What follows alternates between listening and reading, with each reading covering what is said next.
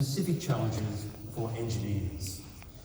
Believe me, I wish that I was here today, but I can't be. And the reason is that the World Engineers Convention is in Melbourne, but today I have to be in Perth. And the reason I have to be in Perth is that I am presenting a once-in-a-lifetime opportunity for me to the energy ministers from around Australia. I have been charged to lead the development of a national hydrogen strategy. And today is the day that the energy ministers chose to meet, as I said, in Perth, 2,700 kilometres away. I can't break the laws of physics. I can't be in both places at the same time. So I'm privileged to be presenting to you by video today. Now, the transition to a hydrogen economy is difficult. So you've got to ask the question, why do we bother? Well, here's why. Let's look at where the majority of global greenhouse emissions come from. And you know what? They come from the energy sector. Over 70% of global greenhouse gas emissions come from energy. So it's the sweet spot. It's where we should be investing our effort for maximum return on investment. The goal is much higher than just building a hydrogen economy. The goal is to ensure that planet Earth continues to be a beautiful planet for us to occupy. Well, how do we do that? I propose to you that we do that by creating what I call an electric planet, where all of our primary energy, all of it, comes from clean electricity. But the scale of the transition, it's massive. The reality is there's plenty of clean energy. There's no limit to the amount of solar and wind energy that we can tap and convert into electricity. But it's not always convenient as electrons. Most of the time it is, but not always. Sometimes we need a high-density transportable fuel. We need molecules. And we need that fuel with no carbon dioxide emissions. So what could it be? You can probably guess what my answer will be. Of course, it's hydrogen. Hydrogen. And I'd put it to you that hydrogen can represent about 15% of the end user demand. Where does it come from?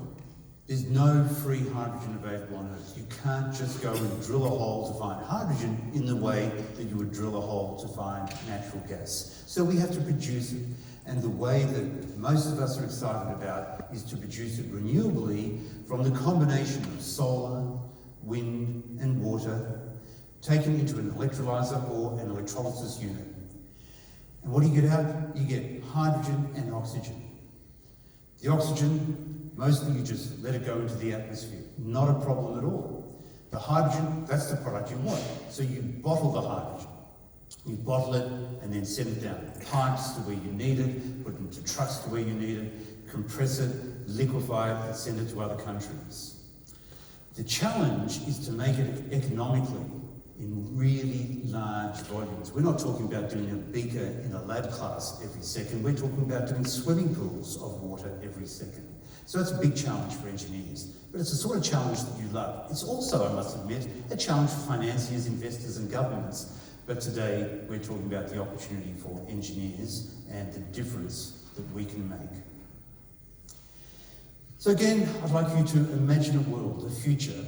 And in this particular pathway, I want to consider the future where Australia produces hydrogen equivalent in energy terms to Australia's 2018 LNG exports, liquefied natural gas.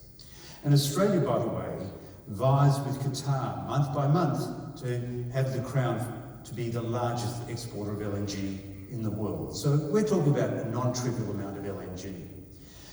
We export per annum 70 million tonnes, 70 megatons of LNG, because hydrogen on a specific energy basis is 2.4 times denser than LNG. That 70 megatons of LNG would require us to export 30 megatons of hydrogen. And to make that from solar sources, we would need 2,000 terawatt hours. Now, not everybody in the audience will instantly grasp the enormity of 2,000 terawatt hours. Another way of looking at it is that is 8 times the total annual production of electricity in Australia. We would need to build about 900 gigawatts of solar to make the hydrogen to produce for export at the same level as we currently do on LNG. In terms of land, it would be about 18,000 square kilometres. How do you think about 18,000 square kilometres? Well, it's about 3/4 of the Anna Creek Station, the largest cattle station in Australia. It is substantially less than 1% of Australia's area. Let's keep imagining. Imagine a world where globally 15% of the end user demand is satisfied by hydrogen as the energy carrier. Now we're talking about 40,000 terawatt hours of electricity to produce that hydrogen. Again, to scale that in your mind or to imagine it, it's about 10 times the annual electricity production of America. You'd need to build about 18,000 gigawatts of solar, and yes, you'd have to occupy a few cattle farms. All of this adds up to opportunity for engineers. But it's only an opportunity if we seize it. Imagine a world in 2050 where the trade in hydrogen is in US dollars $1.3 trillion per annum. It's a big number. That is the number calculated from a bottoms-up analysis by the Hydrogen Council. Just the hydrogen being traded per annum. What contribution can R&D make to improve the economics of that? Well, let's imagine that over the next 30 years, through concerted effort in thousands of labs, the efficiency of electrolysis is increased by 10%, say from 60% to 70%. That would save $130 billion every year.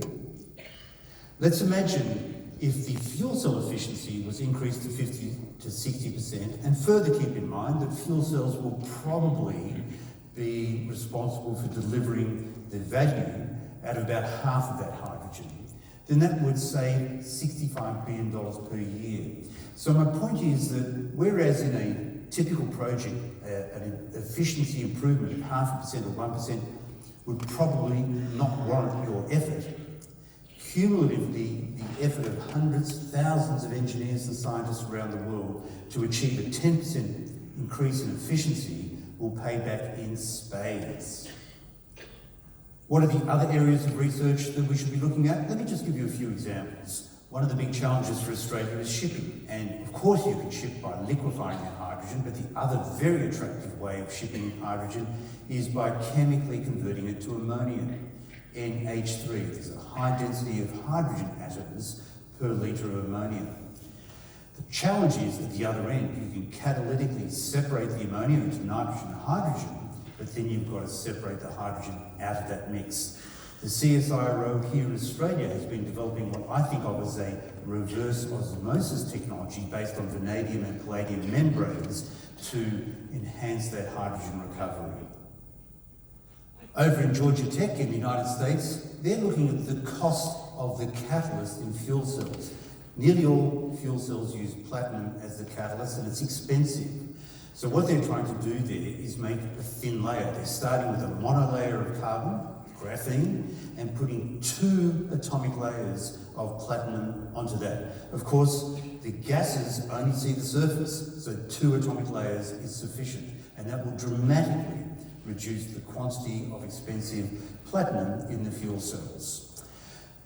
Probably the most exciting opportunity is in steelmaking. Currently, steelmaking is responsible for 9% of all the carbon dioxide emissions planet-wide. And as the rest of the economy improves over the next 10, 20, 30 years, if we don't do something about steelmaking, that 9% will become a much higher percentage of the global emissions. Well, without me going through the details, work being done in Austria and Germany will allow the carbon, the metallurgical coal, the coking coal that is being used in the blast furnaces of the world to make steel, to be replaced by hydrogen. Hydrogen for heating the iron ore, and also hydrogen as a chemical for reducing the iron oxide into elemental iron. Hydrogen, it's here already. Look at that, a Class 8 truck driving in the streets of America. Trains travelling back and forth for regular public transportation in Germany. Buses ploughing the streets in Korea. And of course in Japan, hydrogen cars are already in routine use. There I am in Japan filling a Honda Clarity. Imagine the electric planet, where instead of using oil, coal and gas to produce our electricity, we've taken them out of the equation, we've replaced them with solar and wind as our fundamental sources of primary energy. We massively increase the amount of electricity that we use, so that we can use it in non-traditional sectors such as transportation, heating and industry. For those cases where electrons are insufficient, we'll use some of that electricity to make hydrogen, and by doing all of that, we will have a world that is still magnificent. Wish me luck today, right now, in the presentation of Australia's National Hydrogen Strategy to the Energy Ministers of Australia. Enjoy the conference. Back to you, Paul.